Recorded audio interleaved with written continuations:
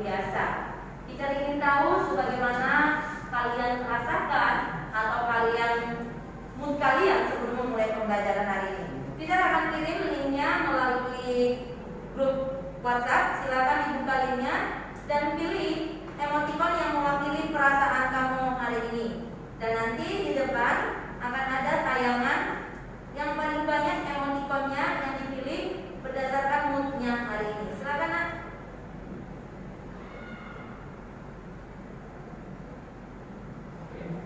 Ya, pakai emoticon ya, pakai emoticon. Pilih salah satu emoticon yang mewakili perasaanmu. Apakah itu senang, sedih, atau bahagia, agar kita tahu untuk memulai pembelajaran itu bagaimana dan apa yang harus kita kerjakan. Silakan. Ayo. Ingat anak-anak, sebelum mempelajari ya, jadi hari ini kita akan memulai Kingdom Ahmadiyah, terkhusus bagian PRT Berata. Wow, ada yang ngantuk, ada yang bahagia. Ini apa ini? Oke, apa yang ngantuk lebih dari satu? Silakan yang lain. Ada yang pengen dipeluk?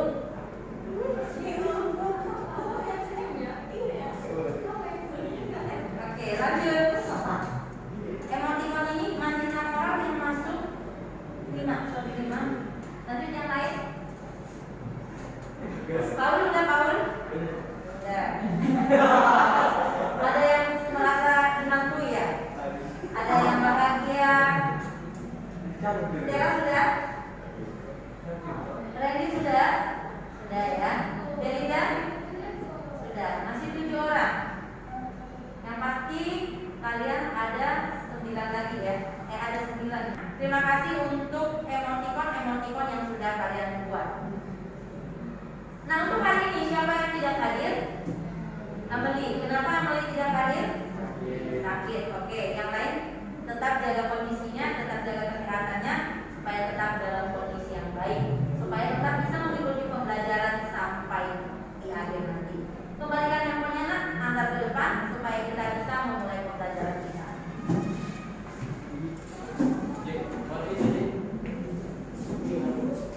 Ya, jadi pembelajaran kita hari ini adalah mengenai vertebrata.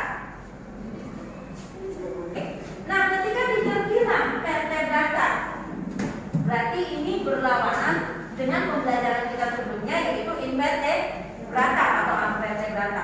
Kalau invertebrata atau amvertebrata itu tidak memiliki tulang belakang, sedangkan vertebrata itu memiliki tulang belakang. Nah, kita sudah membahas tentang invertebrata. Invertebrata itu dibagi menjadi beberapa filum. Kira-kira siapa yang masih ingat berapa jumlah filum dari invertebrata? 9. Silakan disebutkan satu persatu. Satu sebutkan. Annelida, benar. Platyhelminthes, benar. Mollusca, benar. Belinda? Cnidaria, benar. Kita? Arthropoda, benar.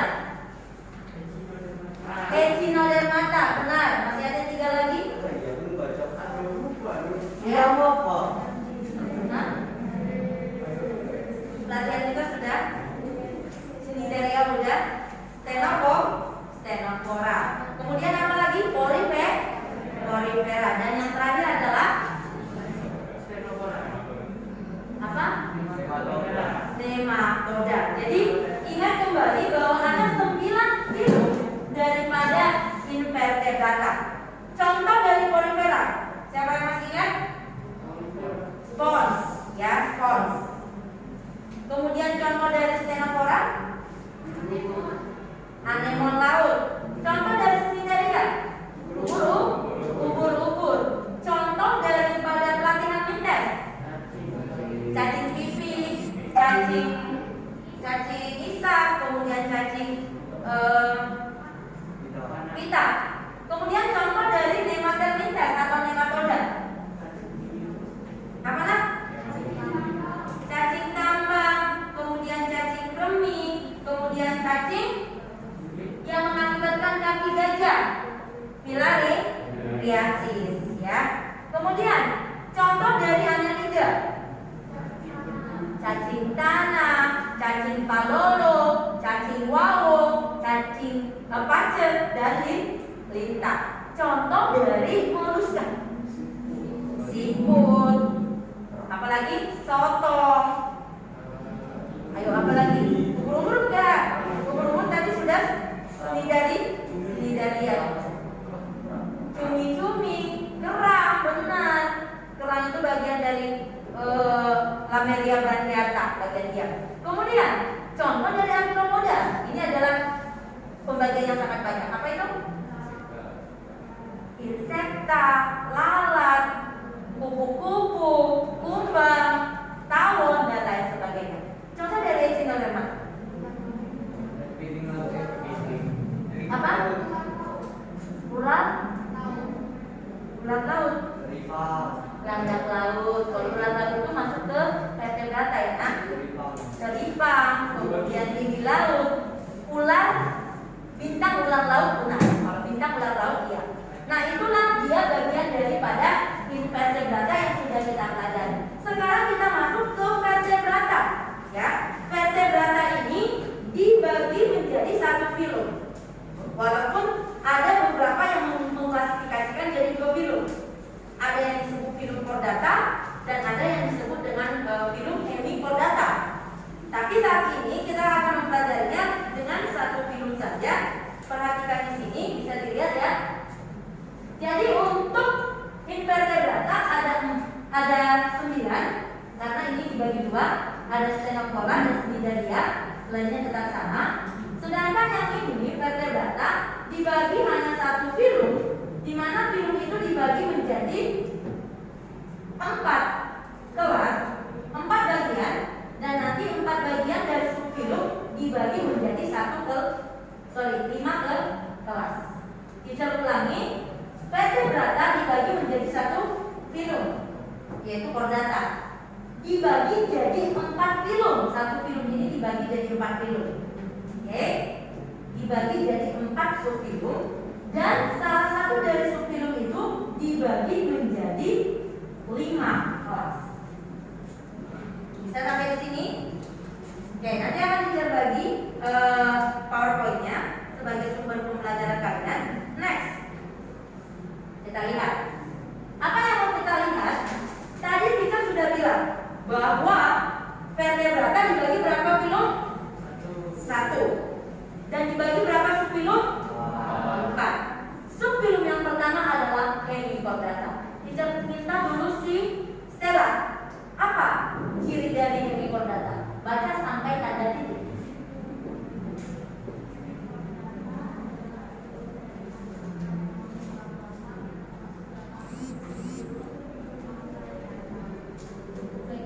Sampai titik? Oke. Hemichordata adalah filum dari anggota chordata yang memiliki subfilum. Jadi nama lainnya hemichordata ini adalah Acraniata. Ya, itu merupakan penjelasan pertama dari hemichordata. Kemudian selanjutnya baca Randy sampai tanda titik.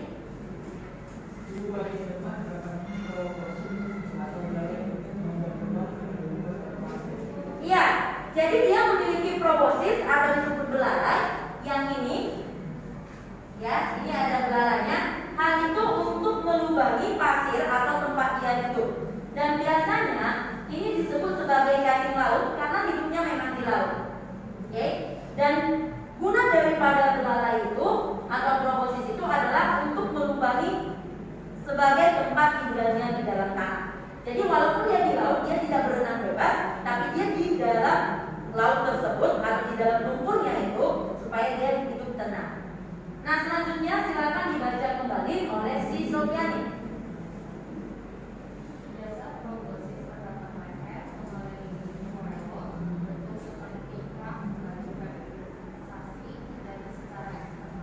Oke, nah di dasar proboscis itu, jadi belalainya itu di dasarnya, di ujungnya itu terdapat seperti leher yang dikelilingi oleh selon. Selon itu rongga, ingat kembali.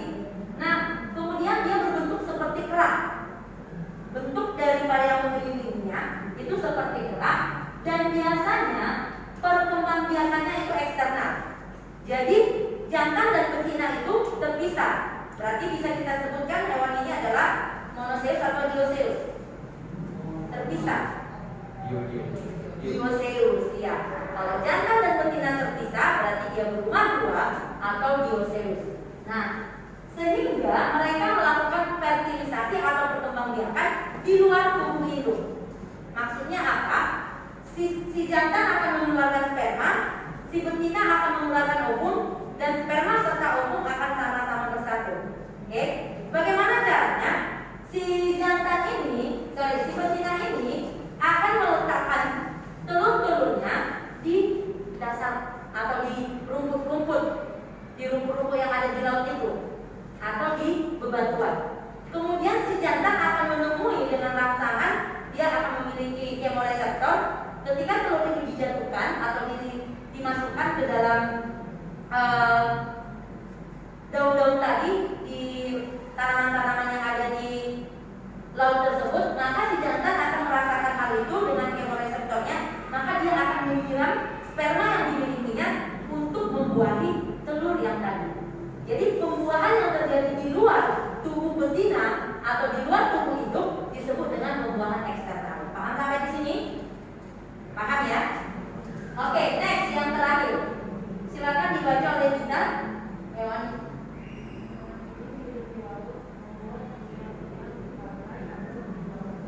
Oke, jadi seperti kita bilang, habitat dari hewan ini adalah di dalam pasir. Di dalam pasir atau di dalam lumpur, di dalam tanah yang ada di laut. Dia bukan berenang bebas seperti ikan atau seperti hewan-hewan lainnya, tapi dia ada di dalam tanah. Oke, ini contohnya. Tidak, kenapa dia dimasukkan ke bagian vertebrata? Nggak ada tulangnya, malah kayak cacing biasa. Oke, perlu diketahui dia punya namanya notochord. Notochord inilah, nah yang ini, notochord inilah yang menyatakan bahwa dia adalah peralihan. Jadi dia nggak bisa sepenuhnya dimasukkan ke invertebrata karena dia punya mirip dengan tulang belakang dan tidak bisa dimasukkan sepenuhnya ke chordata.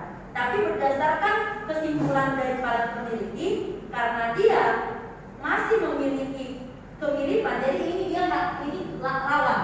Ini rawan.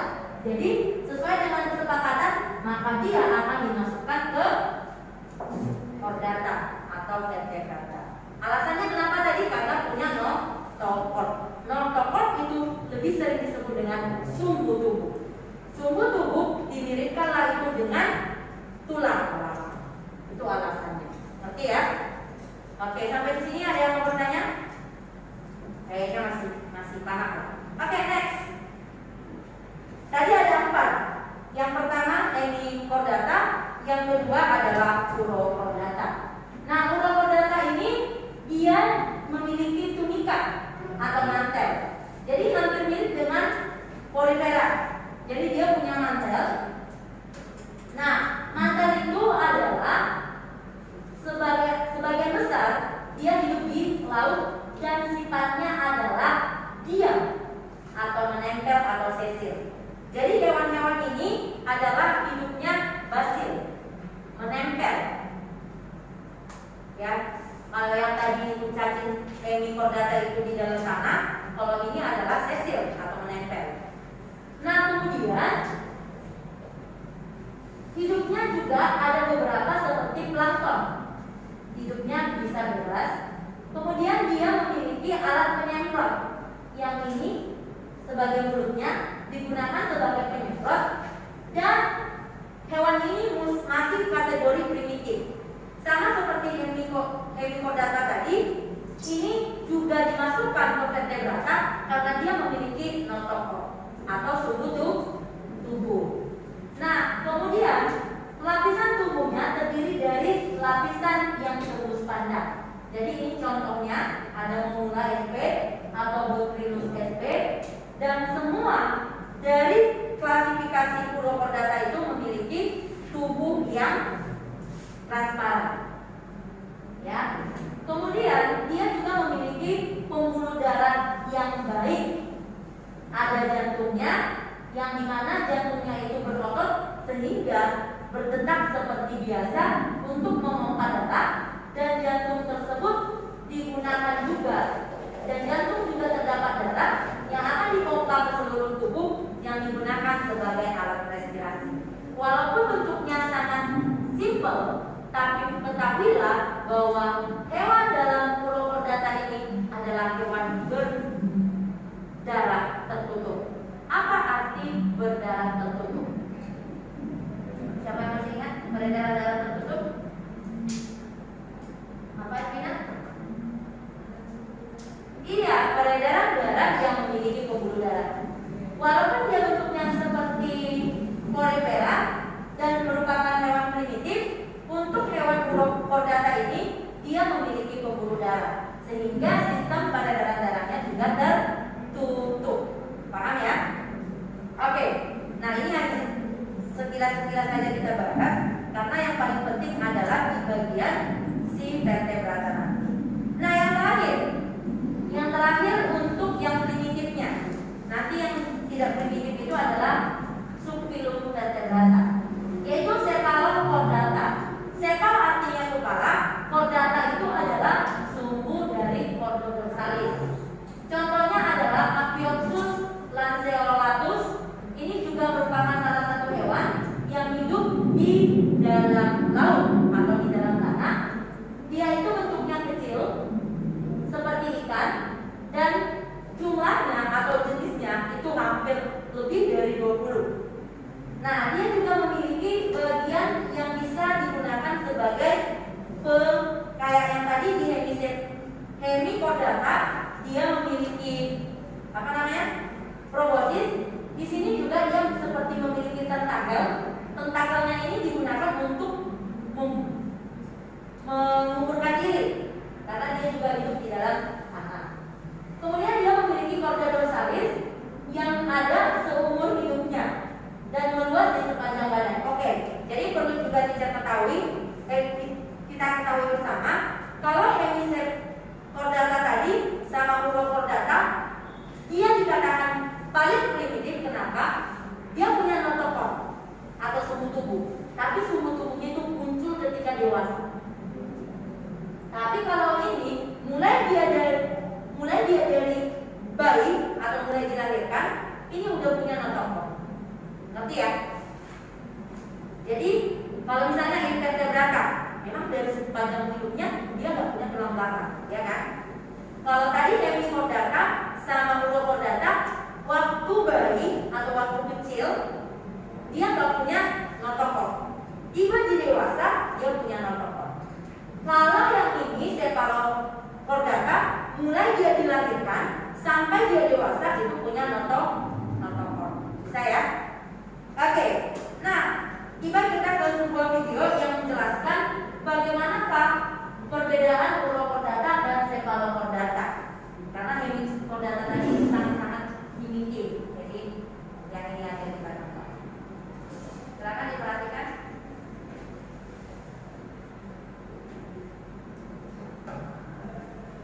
They are grouped together to suggest their close relation to vertebrata, although both subphylum are invertebrates.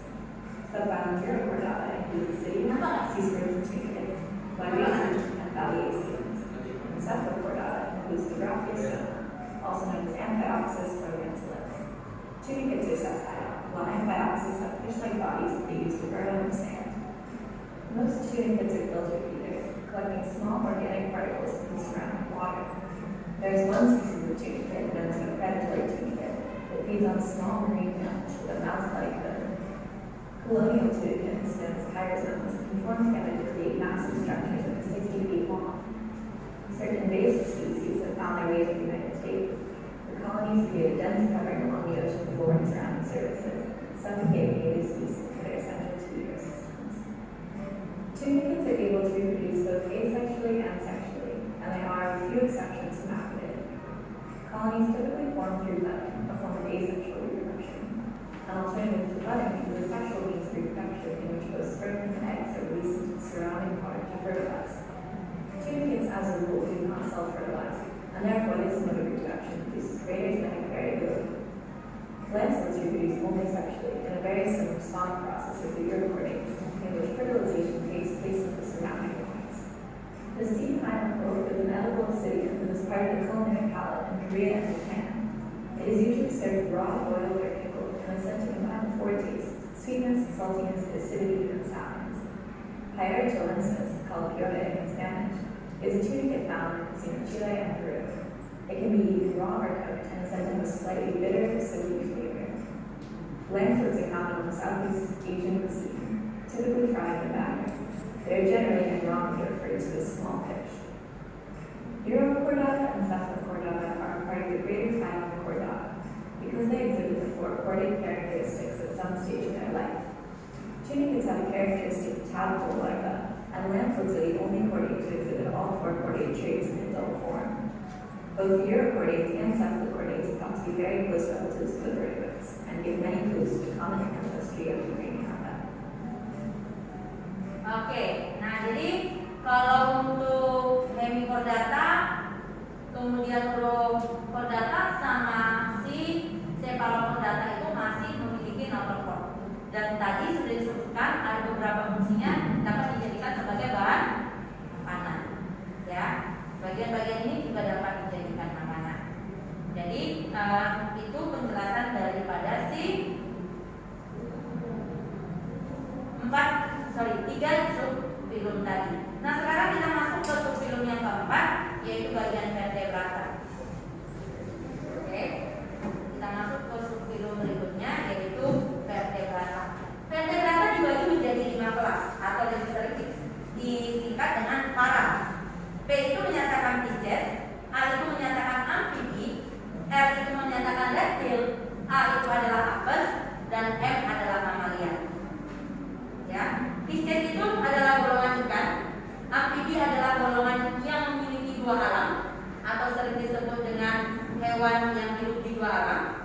Reptilia itu adalah hewan yang melata atau menggunakan perut sebagai bagian untuk berjalan.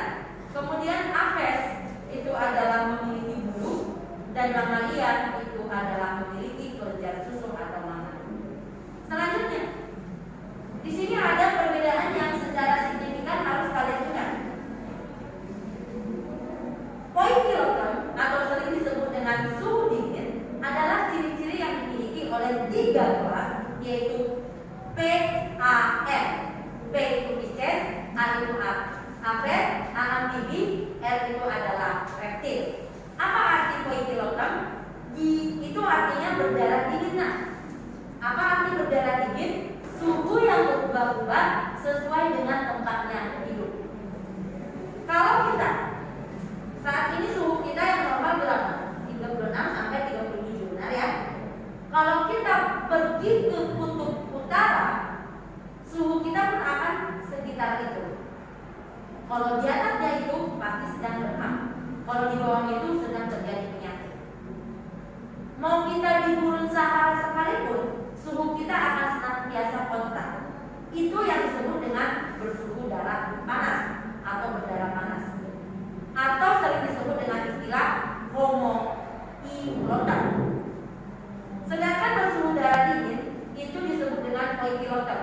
Contohnya ular, ikan, dan amfibi. Amfibi ketika kita buat tidak di tempat yang beres, suhunya bisa menyesuaikan dengan es tersebut. Dia sakit, bukan. Sejauh dia bisa menyesuaikan dengan suhu itu, maka tubuhnya pun akan menyesuaikan. Kalau kita bawa ke daerah panas, dia pun akan menyesuaikan. Kalau kita bawa di daerah sedang, dia pun akan menyesuaikan. Jadi suhu tubuhnya akan berubah-ubah sesuai dengan tempat dia tinggal. Itu yang disebut dengan poikiloton atau yang disebut juga dengan berdarah dingin. Sampai di sini paham? Jadi yang berdarah dingin itu ada 3 kelas: P atau Pisces, A atau amfibi, R atau reptil. 2 laginya itu berdarah panas. Jadi manusia salah satu dari pembagian kelas dari vertebrata yang memiliki suhu panas. Oke, ruang jantung. Kita tahu bahwa jantung kita itu terdiri atas 4 ruangan. Kalau manusia 4 ruangan kan? Siapa yang tahu nama ruangannya? Iya, 2 bilik dan 2 serambi. Karena jantung itu heart, jadi kita gambar seperti ini. Nah, ini apa? serambi atau serambi apa ini? Kiri. Sedangkan ini kiri. Kalau yang ini kiri kanan. Sedangkan ini serambi kanan. Nama lain dari serambi adalah atrium. Nama lain dari bilik adalah ventricle. Oke. Fungsi daripada bilik adalah ngapain? Memompa. Sedangkan fungsi dari serambi adalah menampung. Oke. Jadi untuk yang berdarah panas memiliki ruang jantung yang lengkap. Berarti ada 2 bilik dan ada 2 serambi. Sedangkan untuk 3 bagian yang lainnya itu tidak memiliki yang lengkap. Kalau Pisces hanya memiliki 2 ruangan, yaitu serambi 1, bilik 1. Kalau amfibi itu memiliki 3 ruangan, ada 1 serambi dan 2 bilik. Sedangkan reptilia beberapa ada yang memiliki 3 dan ada yang memiliki 4, tapi masih tercampur darah bersih dan darah kotor. Ingat, kalau manusia darah bersih dan darah kotor sudah benar-benar terpisah dengan 4 ruangan jantung, di mana di sebelah kiri ini selalu berisi darah kaya oksigen atau disebut dengan darah bersih. Sedangkan yang sebelah kanan ini selalu berisi kaya CO2 atau disebut dengan darah kotor. Jadi ingat bahwa ciri-ciri daripada si Pisces dan Pisces, amfibi dan reptil ini poikiloter, bersuhu darah dingin. Kemudian memiliki ruang jantung yang tidak sempurna atau ruang jantung yang masih 2, 3 atau 4. Sedangkan yang berdarah panas tadi, Apes dengan Mamalia memiliki ruang jantung yang lengkap. Bisa sampai di sini? Bisa. Oke, nah ciri-ciri yang lainnya untuk penutup tubuh. Penutup tubuh dari Pisces itu sisik. Tahu sisik ya? Kalau misalnya amfibia itu adalah kulitnya berlendir. Bahkan kulit bisa dijadikan sebagai alat respirasi. Kemudian untuk reptil itu juga menggunakan sisik sebagai penutupnya. Apes bulu, Mamalia rambut. Makanya tadi kita salah dalam menggunakan bahasa. Kita bilang bulu ketiak, bulu hidung. Itu tidak menyatakan bulu. Bulu yang dimiliki, yang kita sebut itu adalah rambut. Yang memiliki bulu itu hanya apes, ya, hanya apes. Oke, jadi bulu itu dia memiliki bagian seperti ini atau disebut sebagai pusat, dan dia akan ada bagian-bagian rumulannya. Nah, ini baru bulu. Kalau dia hanya satu seperti ini rambut. Dan kita adalah pemilik rambut. Nah, untuk reproduksi, di sini ada yang ovipar, ada yang ovovivipar, dan ada yang vivipar. Ovipar artinya bertelur, ovovivipar artinya bertelur melahirkan, sedangkan vivipar artinya melahirkan. Mamalia, walaupun dia vivipar, satu di antaranya yang ada mamalia bertelur namanya platypus. Nah, kemudian fertilisasi atau pembuahan. Pisces, amfibi dan Pisces dan amfibi itu pembuahannya di luar tubuh betina. Sedangkan Apes itu mengalami pembuahan, serta reptil dan mamalia itu di dalam. Spermanya dimasukkan ke dalam tubuh induk sehingga sperma menemui si ovum di dalam tubuh induk. Itu artinya internal.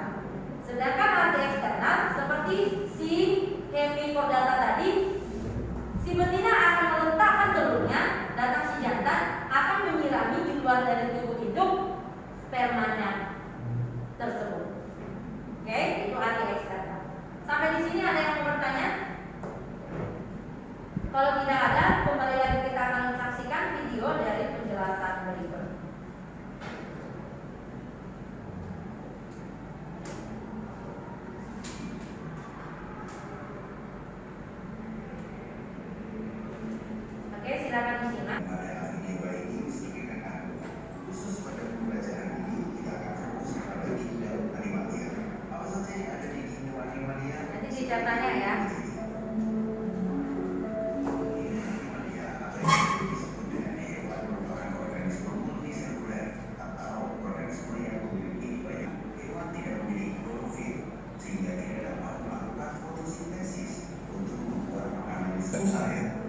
Jadi lebih awalnya hewan berdarah panas.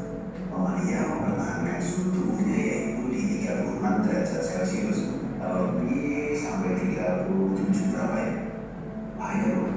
Begitu berada tanda-tanda corona, tapi ini bukan. Jadi mamalia merupakan hewan yang berdarah panas, jadi mempertahankan suhu tubuhnya sekitar mendapatkan energi ini. Karena mamalia tadi kita tahu bahwa dia bersifat enterotrop. Yang ketiga adalah bernafas dengan paru-paru. Mamalia bernafas dengan paru-paru dari dua lobus dan terdapat pada ruang pleura serta dapat minta suara juga di laring dia dalam suara-suaranya. Ciri yang selanjutnya adalah memiliki anggota gerak dalam berenang atau memberikan suatu dan hewan yang hidupnya di dua tempat. Kalian tahu pasukan amfibi di Indonesia? Wah, itu pasukan ini hebat loh. Ya, silakan. Ada 4 subfilum daripada chordata. Ayo kita sebutkan ulang. Hemichordata, Chordata, Cephalochordata, dan Vertebrata. Oke, masing-masing kamu silakan ambil catatannya, tulis dan cari sendiri oleh buka buku. Yang pertama, nomor 1. Ya, silakan ditulis.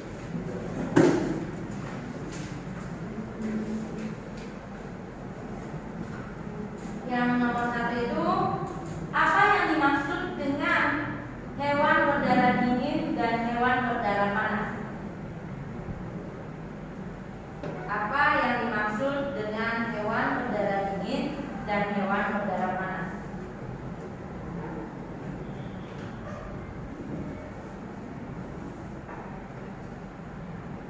Nomor 2,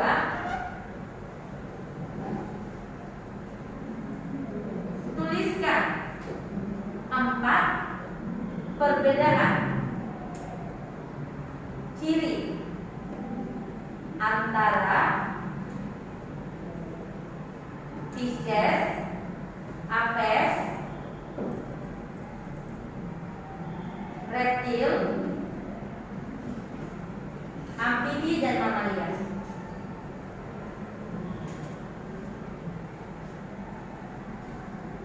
Yang ketiga, tuliskan kegunaan pundi-pundi udara atau kantong hawa bagi kelas Apes.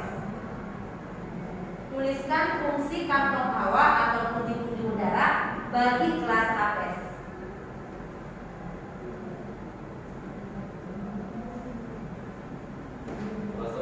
Apes.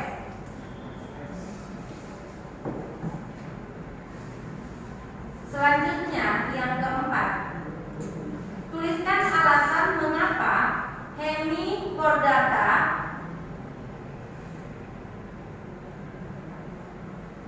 dan Urochordata dimasukkan ke dalam filum Chordata.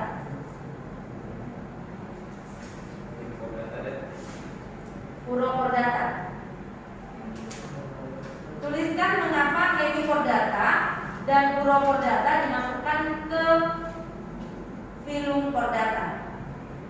Tadi sudah kita sebutkan. Dan yang terakhir, nomor 5 ya. Oke. Nomor 5,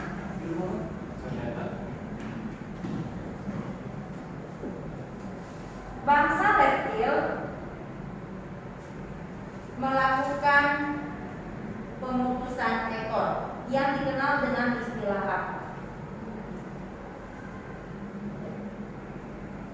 Oke, silakan kerjakan kelima soal itu dengan pemahaman yang sudah kamu dapat.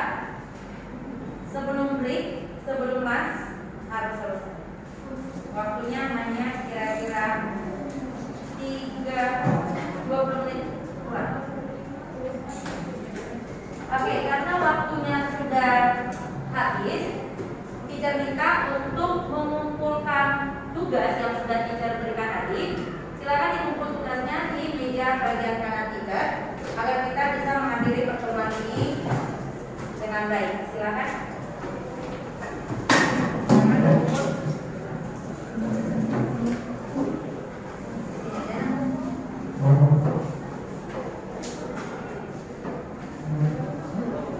Oke,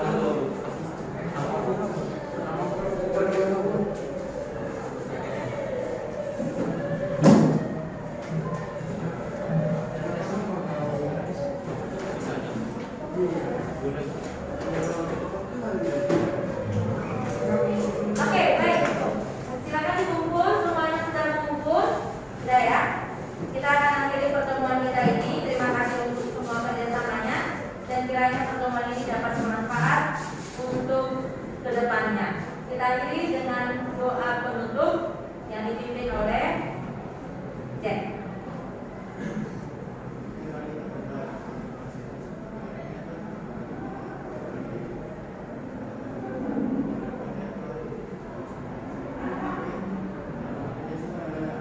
Amin. Silakan.